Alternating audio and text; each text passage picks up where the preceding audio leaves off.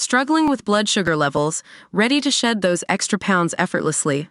Look no further. Sugar Defender, the #1 rated blood sugar formula, is here to transform your health and help you achieve your wellness goals. Click the link in the video description to get started with Sugar Defender today. Sir Keir Starmer and Rachel Reeves appeared to be at odds over their definition of working people yesterday as they continued to face questions about tax rises. The Labour leader on Tuesday defined the group as those who do not have the savings to get them through a crisis at home. Chancellor Jeremy Hunt immediately accused him of letting slip Labour's true plans to raise taxes across the board. But yesterday, Shadow Chancellor Ms. Reeves said the definition of working people included both pensioners and savers. She said Sir Keir had been citing just one example. Labour's manifesto includes a pledge to not increase taxes on working people, but the party had not, until Sir Keir's radio interview, defined what that meant. While the party has ruled out increasing income tax, national insurance or VAT if it wins power, it has refused to rule out a number of other tax rises. During an interview on LBC, Sir Keir was asked what he meant by working people.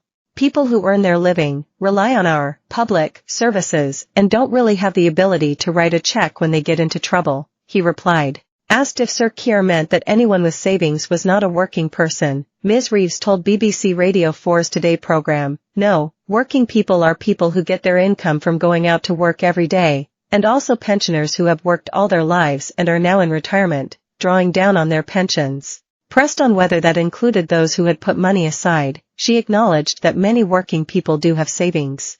Asked who was excluded from Labour's definition of working people, she cited non-doms and private equity bosses to Sky News. Sir Keir later backtracked, telling reporters yesterday that working people did have savings.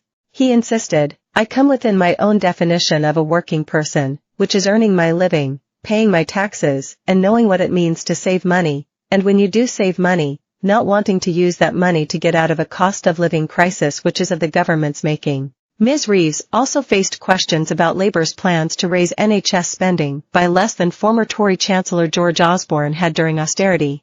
Asked by the BBC how she could promise change when the health budget would increase by 1.1% compared with 1.4% under Mr. Osborne, Ms. Reeves said Labour's manifesto was focusing on growth. She also refused to rule out tax rises on pensions and capital gains, as well as reforms to inheritance tax.